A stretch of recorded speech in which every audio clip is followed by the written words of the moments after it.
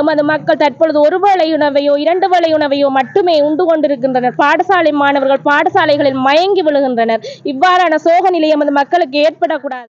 இன்றைய தினம் வடக்கு கிழக்கு பெண்கள் கூட்டின் ஏற்பாட்டில் வடக்கு கிழக்கில் உள்ள 8 மாவட்டங்களிலும் அரிசி விலையை குறைக்க கோரி போராட்டத்தை மேற்கொண்டு வருகின்றனர்.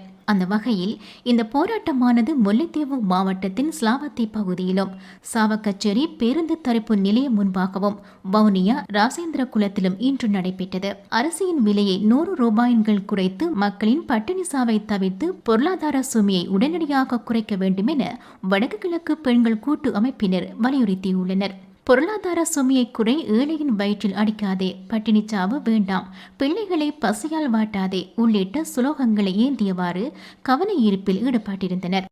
பொருளாதார நெருக்கடியும் பொருட்களின் விலையேற்றமும் கிராம மட்டத்திலுள்ள வறிய மற்றும் நடுத்தர மக்களிலுள்ள பெண்கள் மற்றும் பிள்ளைகள் மத்தியில் பாரிய உணவு தட்டுப்பாடு மட்டுமல்லாது போசாக்கு குறையும் ஏற்படுத்தியுள்ளது. பல மக்கள் தங்கள் தொழில் வாய்ப்புகளை இழந்துள்ள நிலையில் காணப்படுகின்றனர்.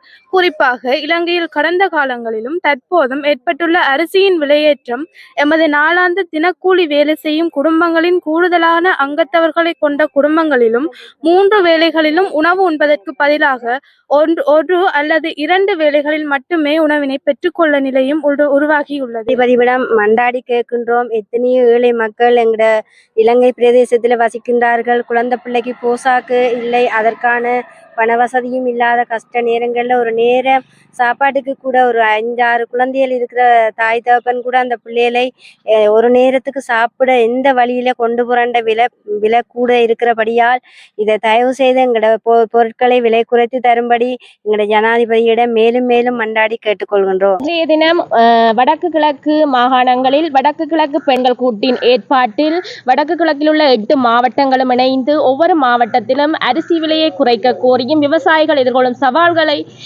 கோரியும் கவன ஈர்ப்பினை மேற்கொண்டு வருகின்றோம். இன்றைய காலகட்டத்தை எடுத்து நோக்குவோமானால் எமது நாட்டின் தேசிய உணவாகவே நெல்லரிசி சோறு காணப்படுகிறது. அந்த வகையில் அந்த நெல்லரிசி சோறையே 3 வேளையும் உண்ண முடியாத எத்தனையோ வறிய மக்கள் வாழ்ந்து கொண்டிருக்கின்றனர்.